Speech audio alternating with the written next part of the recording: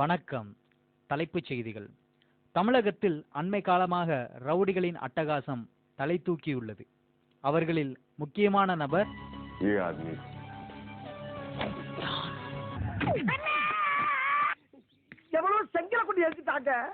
ஒரே அடி அடிச்சாலும் வாங்கின சுத்தி விடணும். அது அடி முத்துப்பாண்டி அடி. உனக்கு மட்டும்தான் குறிப்பா தெரியுமா? எனக்கு தெரியும்டா.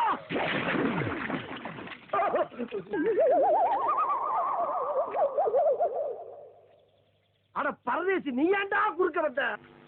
என்ன சார், காட்ஃபாதர் படம் பார்த்தீங்களா? சாரி சார், நான் விஜய் ரசிகன். படத்துல தலை பின்னிட்டார்ல. என்ன இருந்தாலும் தலை தாம்பல. சரி வாழ, பஞ்சாயத்துக்கு நேரமாச்சு. இந்த 18 பட்டி மக்களும் இங்க எதுக்கு கூடியிருக்கப்படா? நம்ம ஊர்ல உள்ள ரவுடிகளை பிடிக்கிறதுக்கு ஒரு வீரவாட ஆள் தேவை. யாராவது இருக்கீங்களா?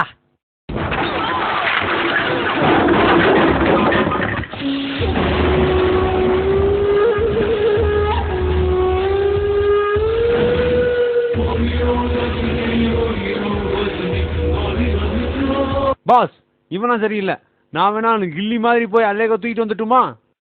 ஓகே, இதுக்கு நாங்கள் சிரிக்கலாம். ஜெய், உங்கள் சண்டையெல்லாம் அங்கிட்டு போய் வச்சுக்கங்கடா. இதோ பாரு பெருசு, நம்ம கிட்ட கில்லி மாதிரி ஒரு ஆள் இருக்கான். கில்லியா? பார்க்கத்தான் கில்லி, இறங்கிட்டான்னு வச்சுக்க சரியான போக்கிரி.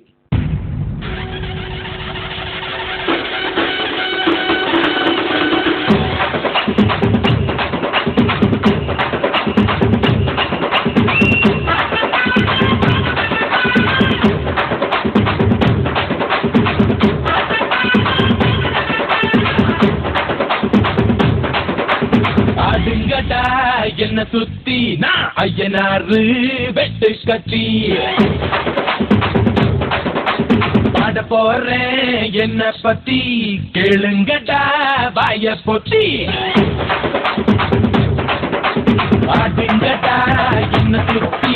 எனக்கு சண்டை போட்டு சாகடிக்கணும்லாம் வேணாம், சும்மா பேசியே சாகடிக்கணும். அப்படி ஒரு ஆள் தான் எனக்கு வேணும். அதுக்கும் கைவசம் ஆள் இருக்கு தலைவா. கருப்பு அடிடா, இத சொல்லிக்கிட்டே புடிடா.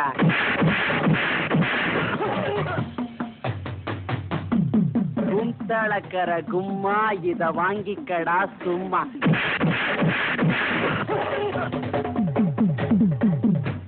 ஆட்டங்காளி படுதாக்காளி சீன்காளி வாடா என் தக்காளி. இது சும்மா ட்ரெய்லர் தாமா, மெயின் பிக்சர் நீ இன்னும் பார்க்கல. பார்த்த ஆடி போயிடுவேன். வாடா எம்மனாரு வாங்கித்தான் நீ பாரு. நின்னாக்கா அடிப்பேன், நிமிந்தாக்கா உதப்பேன்.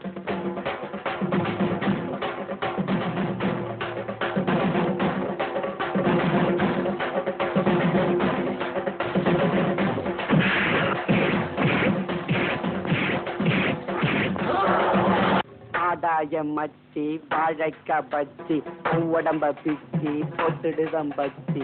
ஆதாயம் மச்சி வாழைக்கா பச்சி உடம்ப பிச்சி போட்டுடுதம் பச்சி.